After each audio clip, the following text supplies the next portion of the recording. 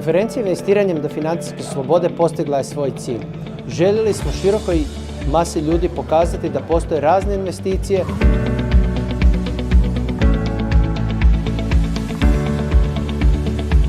da postoje mogućnosti.